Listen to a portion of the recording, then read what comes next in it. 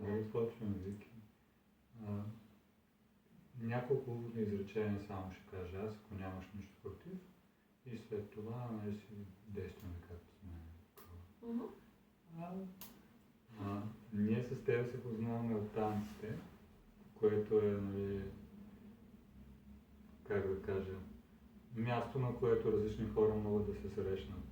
И пропускайки събития, стана така, че да работим заедно по някакъв повод. И с течение на времето стигнахме до идеята, че искаме да направим един запис, в който ти като един представител на малото поколение, какъвто си, ти си само на 22, имаш интереси, имаш цели, имаш амбиции, до някъде се отличаваш от твоите връстници, до някъде не. И на нас целта ни беше чрез теб да обсъждаме неща, които вълнуват младите хора като теб и след това да ги разпространим евентуално, за да може някой да вземе нещо свое. Да. Ти направи мащабна подготовка, двумесечна и си готова. Аз надявам се също съм готов. Искахме да... Хубавите неща стават бавно. Да, хубавите неща стават бавно. Аз самата съм по-бавна, да имам и повече. Няма значение. Важното е, че сега сме тук и ще говорим неща, които се надяваме да бъдат полезни и за други, освен за нас двамата. Остана само да кажа, че въпросите умишлено не са ми известни, за да може разговорът да бъде спонтанен и сме готови да почваме. Така че заповядай. Да, тогава искам аз сега малко да кажа няколко неща. Първо да ти благодаря за това, че през цялото време си бил до мен, работили сме заедно и за това, че сега всъщност ще го свършим това заедно, евентуално да бъде, както каза и ти, не само на нас двамата полезно, но да достигне до повече хора. И сега моите въпроси, аз съм сигурна, че няма да се водим по никакъв сценарий, то няма такъв. Кой знае, много ми е интересно на къде ще отиде разговор. И на мен. Да. И каза младото поколение, представител на младото поколение. Аз съм пречупила по-скоро своите въпроси към теб, разбира се, през моята призма, моята гледна точка. Но да видим, както казах, колкото се различавам, толкова съм и представители също. Това всеки от нас. Мишо, аз ще започна така по-общо, като те попитам, като цяло, сега много се говори, младото поколение, какви сме, какво правим, какво представляваме, така перспективно, добре ли се развиваме. Ти какво мислиш за това? Това е твоята гледна точка. Виждаш ли как така наречената светлина в тунела или по-скоро не толкова? Въпросът наистина е общ. Общ, да. И предполага общ отговор, затова бих казал така. Зависи от гледната точка. Ако гледаш да видиш или пък ако акцента на вниманието ти е върху хората, младите хора, които правят, да кажем, не много приятни неща, ти ще ги видиш. Ако търсиш да видиш други като теб, без да ти правя комплимент, ти в моите очи си различна, в хубав контекст. Ако търсиш такива по-различни, които имат стремежи, цели, амбиции, които имат визия, чертаят път към нея, също ще ги видиш. Въпросът е в това, че времето, в което се озовахме, всички, е различно. Една част от нас все още не може да усети съзнателно тези различия на времето, но те са тук. И това, което всички виждаме, е, че то е сякаш първо наситено с много повече събития и второ сякаш тече забързано. Нали така? И тези промени не се, как да кажа, не всеки е способен да се адаптира към тях в еднаква степен. И младите хора днес имат много повече затруднения. Чакай сега, за адаптирането имаш предвид, ние младите не можем да се адаптираме или по-скоро поколението, което е било преди нас, не може да се адаптира към новостите? Понеже въпросът беше за младите хора, аз като казвах като казах, че не всеки може да се адаптира, включвам в това число и младите хора. То не важи само за тях. Но младите хора, да кажем, че те са на един вид като по средата между това, което е било като начин на живот и това, което ще бъде. Но нито едното е актуално, нито другото, разбираш ли? Да.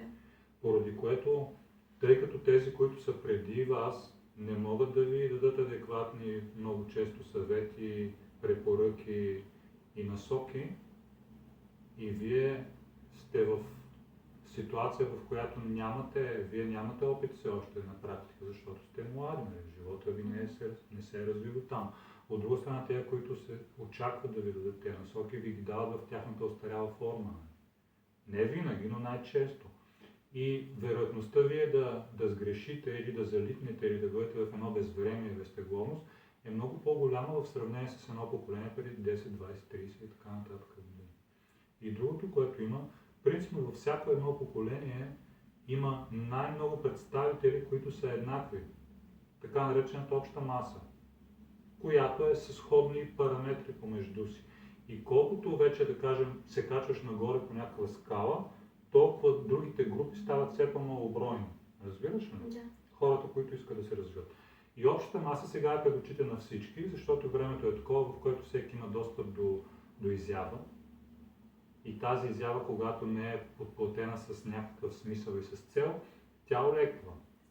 Същевременно общо достъпна и други такива, за които е лесна и примамлива, те също я възприемат и така виждаме една от причините, не казвам основната причина, но една от причините, в която младите хора, използвам общо събирателен термин за някакъв възрастов диапазон, младите хора се чувстват объркани, без да влагам нищо негативно в тази думичка. Може би казах малко повечко, въпреки че въпросът наистина е убуден, но според мен всичко съществува в реално време. И тези, които не правят нещата, полезно ще кажа, и другите, които са насочени в полезна посока. Те всички заедно съществуват. Едните са много повече и се виждат много по-лесно, но другите също са тук. Да. С няколко думи. Така. С няколко. И между другото, малко се така и отправи към следващия ми въпрос. То не е въпрос дори, и по-скоро тема, която да обсъдим, е точно за този лесен достъп към всичко, информация към всичко, някой път правилно, друг път не. Даже правилно не е думата, полезна пак ще ползвам. Да. Която има смисъл за точно. теб. И тук вече, за мен каква е разликата? Една от основните разлики между моето поколение, това преди нас на нашите родители, дядовци, баби и така, ще кажа родители. Едно от основните неща е именно социалните мрежи, интернет, достъпа до абсолютно всякакво съдържание, хубаво или не. И това всъщност как ние малко или много стъпваме на тази социална мрежа. Ние създаваме там своя живот, там се показваме, оттам черпим вдъхновение много често, там общо взето точно това не е точно като първото стъпало, като основата. И това исках да обсъдим, защото то е много хубаво, има много, много позитиви това нещо, много лесно. Да. Много лесно можеш да се изразяваш там, много хубави неща можеш да кажеш, обаче точно това, че идва и другата крайност, където и много лоши неща можеш да кажеш, да направиш. И как всъщност можем да, не знам, то не е да избягаш от нея. Да извлечеш позитивите. Позитивите, да. И всъщност как съзнателно да виждаш негативите и позитивите, защото мога да кажа за себе си, че аз използвам социални мрежи, няма да назовавам кои, какво, защо. Използвам. То е ясно, защото познати, няма да. значение, да. Обаче, уж се смятам като така съзнат човек, осъзнавам като съзнателен, да. с каква цел ги използвам, защо, така. Обаче има един момент, в който абсолютно несъзнато то ми влияе по негативен начин. И аз не го усещам в даден момент. По какъв негативен начин? Негативен, как да се изразя? Как ти влияе по негативен начин? Това, което виждаш там или това, което ти правиш, или двете? Може би и двете. Реално съм си създала среда в социалната мрежа, в която виждам хубави, позитивни неща. Давам ти пример. Неща, които мен ме интересуват. Забавни неща, които мен ме развличат по някакъв начин, които мен ме вдъхновяват. Цялото това съдържание, което аз гледам, е позитивно. Аз съм се го направила нарочно да бъде по този начин. Обаче в същия момент, въпреки че то е позитивно, да кажем, когато прекарам 1 час на телефона си, след това се чувствам след този 1 час натоварена, запушена по някакъв начин. Запушена? Неудовлетворена.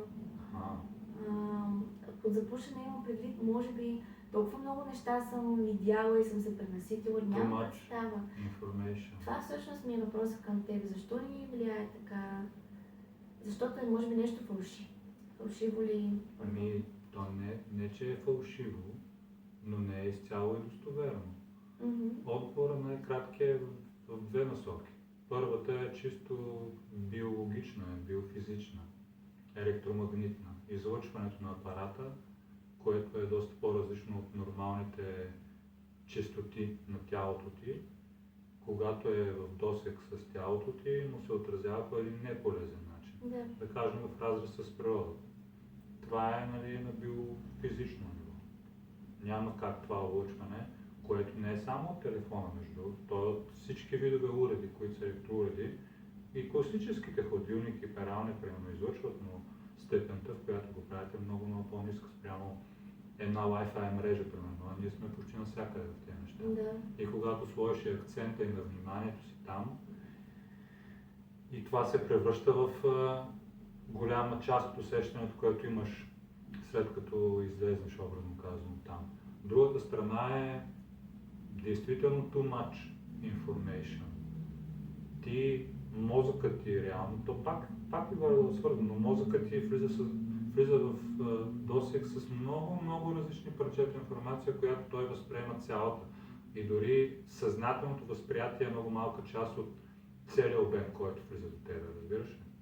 Защото, примерно, ти в някаква социална мрежа, когато си скролваш, за да намериш това, което е интересно, съзнателно търсиш него, но мозъкът ти възприема всичко това, което е скролнато. В това число тези изкачащи рекламки, клипчета, които се пускат сами, някой, който ти пише съобщение отгоре на телефона. Това е сетивно претоварване.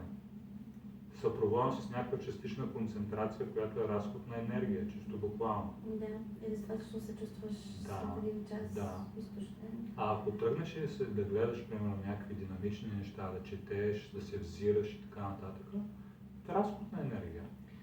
И не на последно място, извинявай, като те прекъсвам, това, което възприемаш ти, когато гледаш сега повечето неща са аудиовизуални, в това число и това, което правим ние е това. Това не е случайно, ще го обясним, ако се налага след това, но тази динамика представлява излъчването на този човек или тези хора, които са вложили замисъл в него. И ти, когато го гледаш, ти възприемаш това излъчване. Тяхното, разбираш? Не, макар че е през някаква форма на медия. Когато ти добавиш твоите желания, очаквания и така нататък, ти даваш от себе си излъчване на енергия, което също е разход. И всичко е под една чета. Разход на енергия и допир с енергия с показатели различни от здравословните за тялото ти и за съзнанието. Добре, как стана така, че тези отговори, това, което ми казваш ти, е доста само на повърхността. То е много дълбоко, но то е много лесно. Можем сами да стигнем до естествено, те нещата не са обаче виж, че не стигнем до него. Ето, примерно, аз трябваше да го изговоря сега с теб, за да мога реално да си кажа, то е абсолютно така. И как да дадем малко назад от тия социални мрежи? Първо, знаеш ли, на времето, не знам дори кога, много отдавна, Парацелс си чувала най-вероятно. Обясни ми, не съм чувала. Парацелс е древен лечител, който е внедрил много големи, не много големи, а много от нещата, които все още са постулати в медицината, с няколко думи. И човекът е казал така: всичко е лекарство, всичко е отрова. Зависи от дозата. Това отговаря изцяло на въпроса.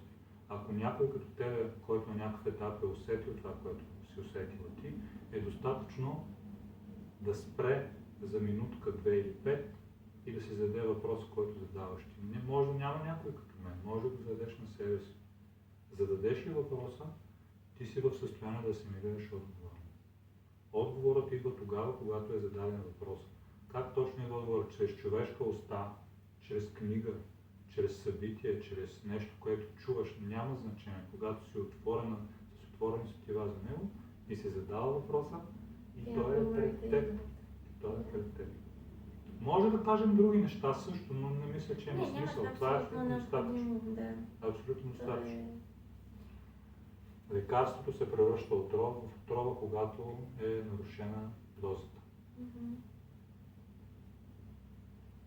Социалната мрежа може да бъде лекарство, но ако се прекали, става обратно. Това е принцип, между другото, за всяко едно друго нещо. Да. Знаеш ли, то пак е свързано с социалните мрежи. Следващото нещо, което така ми се иска да... Не знаех, че си толкова активна там. Не, аз не съм. Точно е това, че аз не Защото съм. аз не съм забелязал да си ходим. Не съм, именно. Не, че аз съм много. И въпреки, че не съм, Ти е важно. ами до някаква степен да. Нормално. Например, аз в социалните мрежи гледам много да не споделям толкова за себе си някакви лични неща, не се изявявам толкова много, не изпитвам тази необходимост, обичам да си го запазя, да бъде мое. Разбира се, не за всичко, зависи за какво, кой как е използван. Но забелязвам нещо, че дори аз съм стигала до този момент, в който имам необходимостта да споделя нещо лично. И съм се задавала въпроса защо. Защо имам тази необходимост? Ще ти кажа. Аз може би си отговорих. Кажи ми ти тук. Всъщност, много е странно, ще го изразя на първо така четене, ще го изразя. Все едно, за да бъде то реално, аз трябва да го покажа, да го извада. Да. Айде, че си е само вътре в теб. Например, да. И осъзнавам, че това е абсурд. То не е такова. Няма Това значение. е първичното ми разсъждане. Като зададах въпроса защо и абсолютно искрено си отговорих.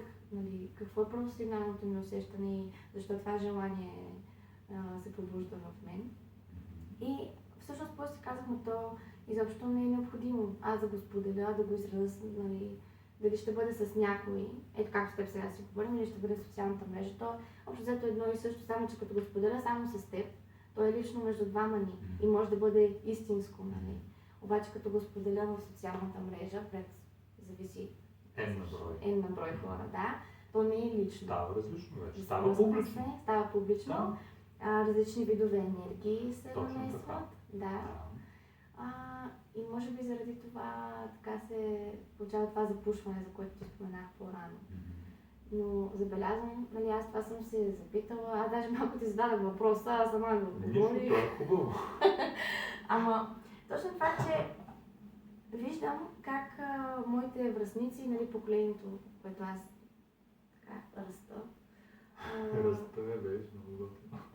Така е, аз съм си Ти малко. си дете? Аз съм си малко.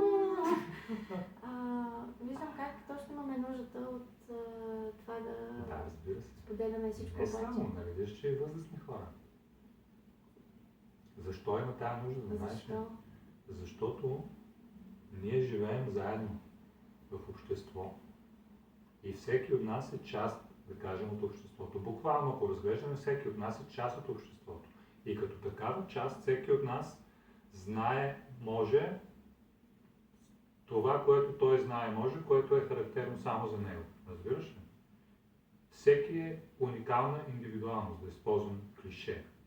Тоест, има хора, които си приличат, които имат сходни възможности, интереси и желания, но ако се вглеждаш в детайли в тях, ще започнеш да виждаш разликите между тях. Разбираш ли? Да. Разбираш ли го? Да. Така. Същевременно всеки от нас върви по някакъв път, образно казвам. Тоест, ти знаеш неща и не знаеш други неща. Част от нещата, които не знаеш, са ти известни, друга част не са ти известни, но ти пак не ги знаеш. А една част от тези, които не ги знаеш, на теб са ти необходими през призмата на това, което е около теб в момента, това с което се занимаваш.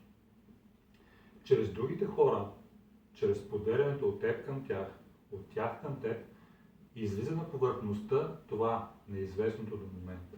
Разбираш ли? Да не влизаме дори в графата с енергията и с обмена и така нататък. Но около нас няма други хора. Така както без едно огледало не можеш да видиш достатъчна част от себе си, да кажем, не можеш да видиш лицето си, което е важно. Нали така? Така и без други хора не можеш да видиш също част от себе си, която също е важна. А те без теб не могат пък да видят тях. Това, което мога да заключа след това, което казваш. Можеш ли? Мога да заключа нещо за себе си. Заключи го. Че разбирам нуждата от споделяне. Да. То е необходимост. Точно така. Да, и е много хубаво. И ще добавя после само едно нещо. Да. Но когато споделяш в социална мрежа, да кажем, не можеш да излезе това на повърхността, което на теб Разбира се, че трябва. не може. Да, и всъщност това явно е нещо, което те натоварва и което ти внася капка мастил в чистото усещане. Така е, защото света как е устроен. Хората се срещат и си говорят. След време хората са създали социалната мрежа, за да компенсират липсата на реалната комуникация. Но тъй като социалната мрежа е заместител, т.е. нещо, което не е природосъобразно, част от природата, да кажем, то е продукт на човешката дейност. И като такъв, автоматично значи това, че е несъвършено, защото човекът не е съвършен. Но да кажем, че това е малко по-философско, не е необходимо да влизаме в тая тема, но социалната мрежа е един заместител на това, което имаш като потребност натурална. И тъй като, за да комуникираш ефективно с други живи хора, това изисква от теб определени качества. Да. Каквито качества, за да се развият, тъй като повечето от нас с раждането си не се раждат добри комуникатори, те изискват други качества. Те изискват труд, дисциплина, постоянство, желание и така нататък. Човек е като тока. Той търси пътя с най-малкото съпротивление. Тоест, вместо ти да възпиташ, не ти, някой от нас, вместо да възпиташ тези качества, имаш социална мрежа, готово, ползвам я, но там взимаш и страничните ефекти на хапчето. Това, за което говориш ти. И не се учиш на всичките неща, които изброи. Не се учиш, ти най-често не знаеш. Защото да кажем, че да не влизаме пак в другите графи, съпътстващи темата, но да кажем, че някой има интерес, твоето внимание да бъде задържано там, примерно, за да изкара някои пари. Защото това не е тайна, нали? Всички знаят, че бизнесът си е бизнес. А бизнесът без хора не може да съществува. И най-интересното е по правилата на манипулацията, които са неизвестни за повечето от нас, че хората сами отиват там. Никой не ги кара на сила. Въпросът е, че това е път, нали? Всеки от нас участва в този път по някакъв начин. Имам предвид пътя на контакта с социалните мрежи. Въпросът е на някакъв етап, до който очевидно ти си достигнал, си кажеш, чакай малко, чакай да видя това какво ми дава, какво ми взима. И къде е баланса ми тук, ако има баланс, имам ли тая потребност да го правя по същия начин или нещо трябва да променя. И ако го променя, какво трябва да сложа на негово място. Разбираш? И тук, без да натоварвам диалога с някакви по-витиевати фрази, ще кажа, че ако човек се чуди как да постъпи в някаква ситуация, какво решение да вземе, винаги просто може да се обърне към природата. Използвам събирателен термин, за да види как работи това в естествената си среда и да си го пренесе в конкретиката, която има той. Това. Супер. направи много хубаво заключение, реално. Thank you. You're welcome. Добре, мен една друга тема много ме интересува. Тя може би е по-лична, но мисля, че не само. Кажеш. Именно за споделянето. Аз подходих, нали, по-така общо социални мрежи, нещо, което... Отдалече тръгна. Да. Така да те подготвя. Благодаря ти, аз съм готов вече. Аз съм готов. И всъщност, да, искам да поговорим за споделянето. Те са много свързани нещата, нали, социални мрежи и ти вече даже ги засегна. Но точно необходимостта ни от това да имаме хора до себе си, да се изразяваме, да споделяме, да не се чувстваме самотни. Много от нас изпитва това чувство на самота, нали, включая и себе си. Нали, може да сме заобиколени, да имаме всичко, да имаме приятели, да имаме семейство, да имаме гаджета и така нататък. И в същия момент да се чувстваш всъщност вътрешно самотен. И ето тук на мен много пъти съм си така блъскала в главата. Как е възможно това? Защо? Имам хора, с които да споделям. Имам подкрепа, да кажем. Обаче на края на деня не се чувствам пълноценна, не се чувствам... И съм си задавала пък и тук въпроса, да не би проблема да е вътрешно в мен. Аз и някъде се спъвам. И така, това са вече много неща, които може да изговорим, хиляди работи. Откъде искаш да почнем обаче? Къде искам да почнем? Защо? Да, ето да слагам старта. Защо имаме нужда от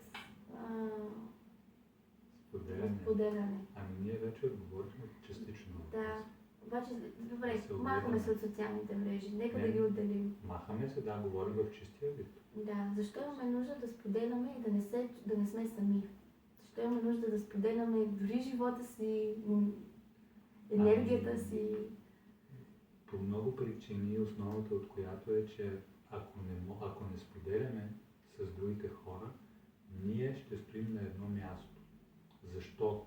Защото дори да имаш амбицията облечена в реални действия, че ти се развиваш, учиш, напредваш и надграждаш, дори да правиш неща,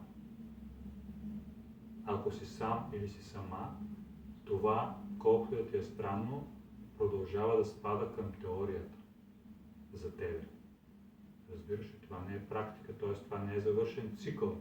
С теб сме си говорили. Какъв е цикъл? Припомням ти го с няколко думи. Усещане, желание вътрешно. Така както усещаш, че си гладна, да усетиш, че искаш да направиш нещо, да споделиш с някой, да зададеш въпрос, да направиш нещо заедно с някой или така. Това е усещане. Първата стъпка, задължителна, от съзидателния процес, така да кажем. Втората е теорията, когато искаш нещо, което е ново за теб, примамливо, интересно, ти трябва да знаеш как да стигнеш до него. Трябва да имаш информация, трябва да имаш ноу-хау, трябва да имаш знания. Казвам трябва, ако искаш да го постигнеш. От тая гледна точка. Добре, малко те прекъсвам. Направо се ме прекъсваш. Да. Как придобиваш тези знания? Вече казахме. Човек добива знания по 4 основни начина, от които той познава в най-добрия случай 3. Първият е от книги и от учебници. Втория и най-използвания е от проба-грешка, от личен опит. И третият е от устно споделяне. Познай кой е най-автентичният от трите и кой се използва най-често. Това са две отделни неща. Не е толкова важно. Има и четвърти, не знам дали тук е място да говорим за него, по-скоро не.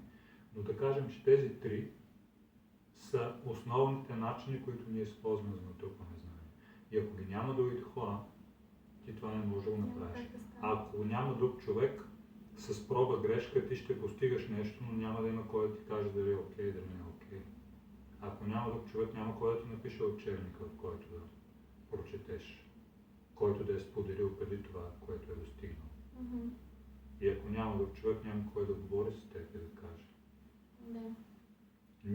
Ние сме, може да кажем, че имаме вътрешен свят, нали така? въпреки че е абстрактно. Ние имаме чувства, емоции, настроения, мисли.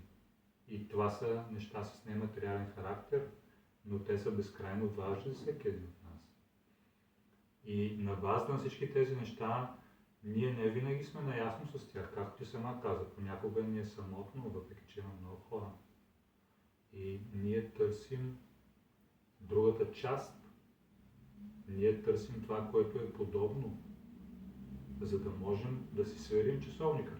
Говорим го не особено задълбочено, но то е абсолютно достатъчно. Ако нямаш някой като теб, не същия като теб или същата, но подобен на теб, ти не знаеш на къде си и докъде си. И това, което е в твоя вътрешен свят, както самата каза, ти понякога искаш да го извадиш навън. А искаш да го извадиш навън, защото причината е абсолютно същата. Да видиш дали е правилно, дали правиш правилните неща. Дали, както самата каза, ти не допускаш някакви грешки. Отговорът винаги е по средата, естествено. Винаги причината е в нас и в света около нас до някъде. Но трябва да ти света около нас, за да може да се огледаме.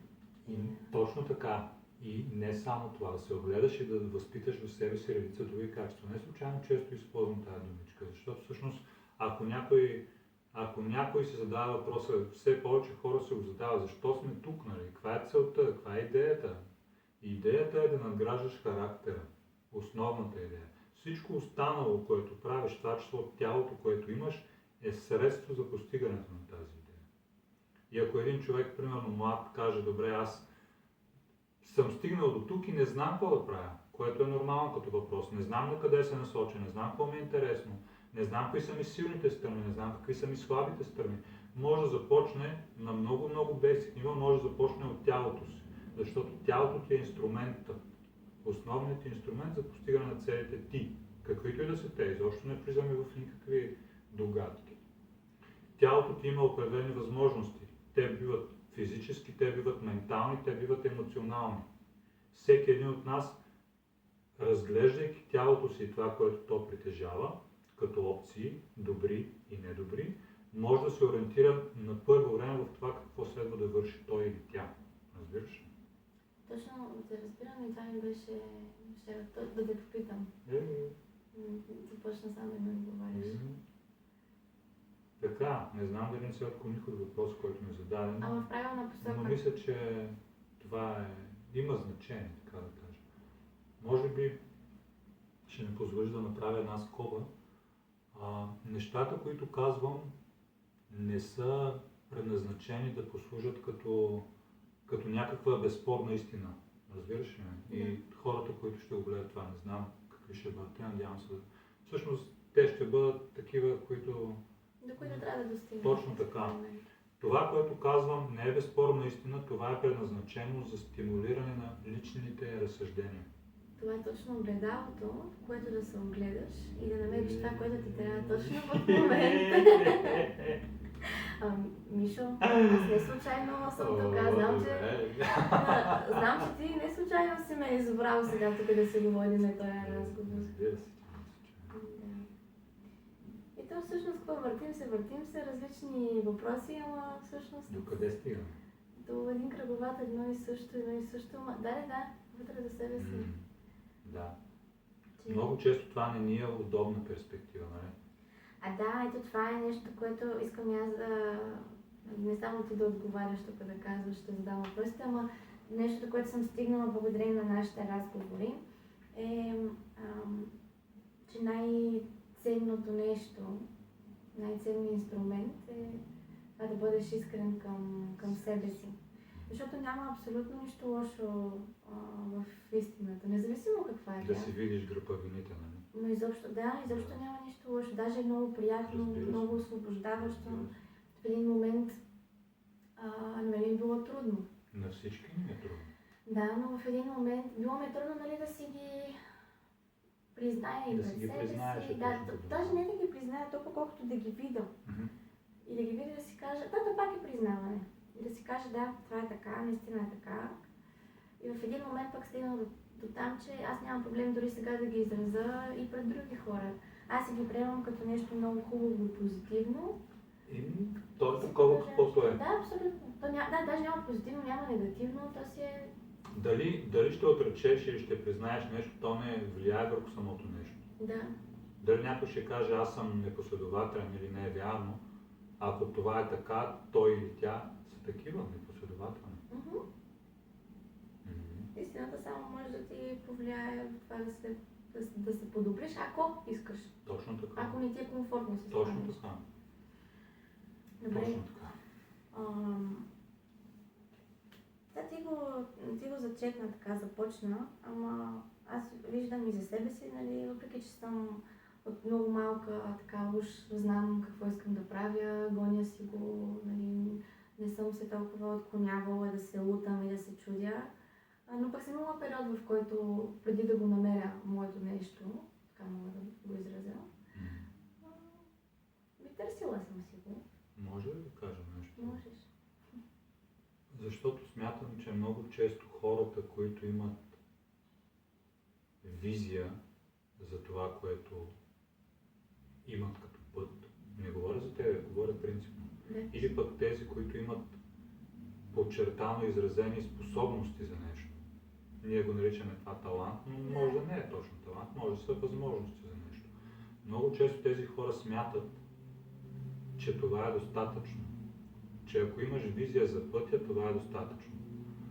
Това, което пропуска огромната част от тези хора е, че е необходимо да се надгради чрез последователно натрупвани знания. Защото визията е едно, пълноценното изпълнение е съвсем различно нещо. И когато хората, които са талантливи или с визия, или двете вървят, най-честа грешка, която допускат е, че не надграждат с знания или че разчитат на това, което им е дадено. Разбираш ли? Ти си в средите на изкуството. Това, което ще кажа, е мисъл да не съм сигурен дали е на Леонардо да Винчи, но би могло и да е негова. Талант без упражнение не прави изкуство. Но вместо изкуство може да сложим наука и всичко на него. А най-голямата част от талантливите хора или тези, които знаят на къде вървят, смятат, че това е достатъчно. И че стъпките само сами по себе си ще им донесат това, което искат, но няма да стане. Повечето от нас пропускат така наречената теория и разчитат да скочат директно на практиката. Това е много по-дълъг път и не винаги води до там, докато искаш да стигнеш. Извинявам. Не, ти много хубави неща каза всъщност и аз исках да започнем от там за хората, които им е по-трудно да се намерят. Да намерят своето нещо. Партньорите ли имаш? Не. Говоря за, ако щеш, професия, професионално развитие и така. Но пък ти много хубаво, то е най-съща тема. Нали, започна с това хората, които, да кажем, са си го намерили. Своето нещо и си следват, нали, стъпка по стъпка, изпускат обаче, нали, много често разчитат само на това, което им е дадено и така.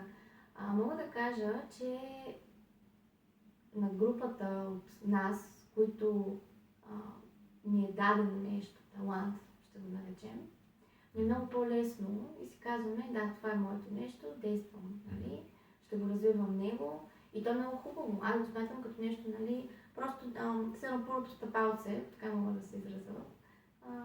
Добре. Ние го имаме. Да. Ами, тези пък, които не могат все още да стъпят на първото стъпалце. Защо да питам тия неща? Ами забелязвам как аз също съм била в този период, нали. Мои приятели, точно на тая възраст между 20 до 30 години. Точно така. Периода е от 21 до 28, това съм честно. Да. Това сме си говорили на друга тема, но този период, тази възраст, в която ти търсиш и себе си, търсиш и точно ти се сблъскваш с едно, второ, трето нещо с огледалата, които ти помагат, нали, да излезе на повърхността това, което ти трябва, за да се намериш. Много често става така, че пробваш нали, проба грешка, пробваш едно, пробваш второ, пробваш трето, пето и то не се получава. И ти на шестото вече си изморен и не знаеш, си загубен и не знаеш как да продължиш. Не знаеш, то буквално не знаеш. И като изпаднеш в това състояние, нали, как излизаш от него? Какво трябва да направиш? Защото то е изморително. Ти можеш да си много осъзнат, можеш много да четеш, с много хора да комуникираш. Обаче има и това, където въпреки това енергията ти свършва. Да. И как продължаваш? Много тривиален отговор. Връщаш се към себе си обратно. Нали, казано така само не звучи особено ясно. Но като го разшифроваме, ще виж, че не е чак толкова. Да се върнеш към себе си означава да започнеш да задаваш въпроси на самата себе си. Какви въпроси? Въпроси от типа на: първо, какви са ми силните страни? Второ, какви са ми слабите страни? По какъв начин бих могла да използвам силните си страни? По какъв начин ми пречат слабите ми страни? Какъв е вариантът за мен да променя или да подобря една част макар от слабите си страни? Какво ми е интересно да върша във външния свят? С какво искам да се занимавам? Това, което съм направила, достатъчно ли е? Мога ли да направя още нещо? В това, което правех, съм направила.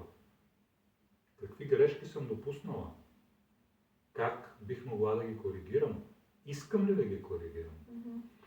Има ли вариант това, което съм пробвала, да е моето нещо, но просто защото не съм оцелила, образно казано, правилния вариант, да не ми се е получило така?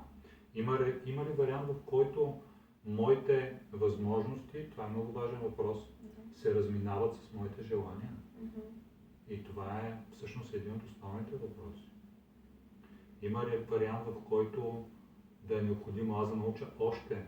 Има ли вариант, в който аз да направя още неща по различен начин, ако съм убеден, ако моето усещане е такова, а не защото някой ми е казал, че това е за мен, защото нека си говорим истината. В този период, за който говориш, е твърде вероятно ние да последваме нечии съвет или препоръка.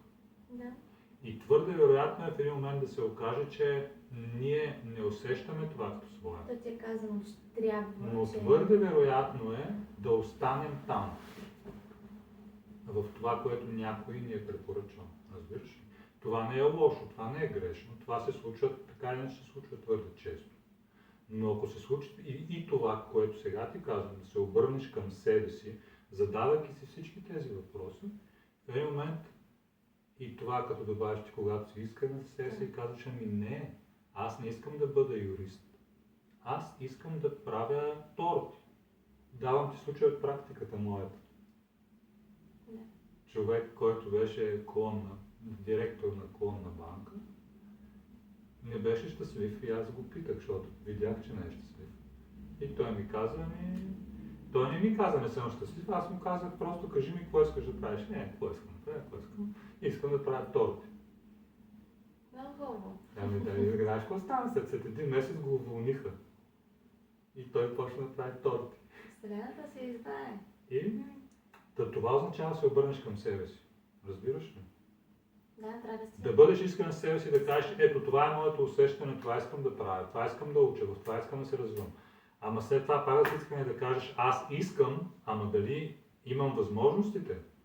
Дали имам качествата? И ако ги нямам, да съм искрен и да кажа: ми не, нямам ги. Ама това не означава, че не можеш да го направиш. Естествено, че не означава, но означава, че трябва да стъпиш малко настрани и да наваксаш това, което нямаш. Да. И ако кажеш: това е голяма лъжица за моята уста, какво трябва да направиш? Или да смениш лъжицата, или да разшириш устата. Тоест, ако не искаш да разшириш устата, трябва да смениш лъжицата, трябва да отидеш някъде другаде. Да. С по-малка лъжица. Ако искаш по-голяма уста, значи надграждаш, научаваш още, тренираш още. Да смениш лъжицата или да големиш устата са отново надграждаш, научаваш повече. Разбира се. И за двете неща. Всяко нещо, което правиш, ще учи, ако го гледаш правилно. Просто трябва да си много искрен със себе си. Хубаво е да бъдеш искрен. Ами то е най-приятното. Най-деликатният момент, Вики, е когато На тебе ти трябват качества, които нямат връзка с това, което правиш. И най-често е така. Какво? Какво? Може да го имитираш ти, как беше легнал?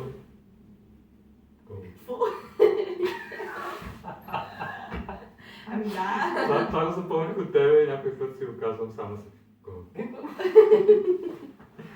Като нещо Значи- не е, ето, като нещо не е ясно, ще питаш. Да те питам ли? Не, Ще те питам. казвам го. Няма нищо лошо в това да питаш, да търсиш. Разбира се, ти си момиче. Това, което, Какво искаш да кажеш? че това, което можеш ти в много отношения, аз като един мъж не го мога. Дори като гледна точка. Какво лошо има те питам те? Като представител Ти на... отиде в една друга тема. Не, която просто е нали, интересна. така, хващах се за думите ти. Да. Но качествата, които са, не случайно ги повтарям през няколко минути, но те са основата на личността. Личността се олицетворява от характера си. Характера се състои положителни и отрицателни черти, които ние ги наричаме качества.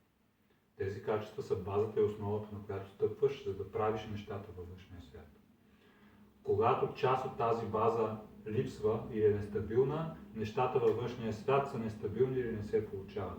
Самото качество много често няма връзка с действието, което предприемаш, но то е необходимо за това. Както ти рисуваш, примерно.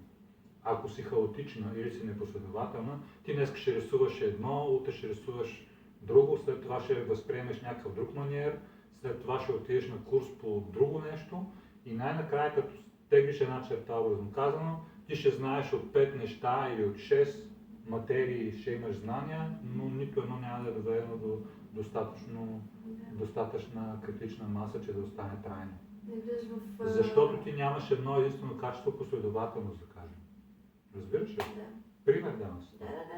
И ето как то няма връзка. И един такъв човек, като му кажеш, не ти се получава това, защото ти липсва или кое си. И той казва, това няма никаква връзка. Това ако го гледаш, нали, образно казвам, хоризонтално. Те едно с друго не са свързани. Но чрез едното отиваш до другото. Трябва да навлезеш в дълбочина. В достатъчна дълбочина, така да кажа. Защото ние сме различни, нали? И всъщност започнахме с това, че ти си нали, ние с теб сме на различни житейски етапи. И в етапа, в който си ти, приоритетни са ти едни неща. За мен са други. Нали така? Което означава, че различни качества излизат на преден план. Но ти не можеш да неглижираш липсата или недостатъчното наличие на някакво качество, защото ще дойде етапа, в който то ще ти трябва. И тогава идва кризата на средната възраст. Хората се връщат обратно, обаче чрез практиката. Правят неща, които са пропуснали някога, а тези неща са били предназначени, за да възпитат тези качества. Дори да е под формата на усещане, на знание и на опит, разбираш? Добре, защото то си стои като празно. Като пропуснеш този момент, като пропуснеш нещото, седи празно. Да. Много често се случва така, че ти не го осъзнаваш, не Точно го така, усещаш. да. По-късен етап го усещаш, някой път е прекалено късен етап. Точно така, защото тогава трябва да правиш вече други неща. Да. И ти тогава пък пропускаш тях. Добре, да, ама то малко едно такова... Ти го пропускаш това нещо, то остава празно. Не го разбираш. И какво? И продължаваш напред, те се Да, накъсват продължаваш нещата. на куц крак, образно казвам. Вместо да стъпваш грациозно, малко се влачиш. И не си щастлив, не ти се получават нещата. Или пък всичко около теб е наред, но ти Вътрешно. вечер се чувстваш неудовлетворен. Да, самотен. Да. Добре. Искам да кажа, че на света единственото нещо, което подлежи на корекция е самият човек.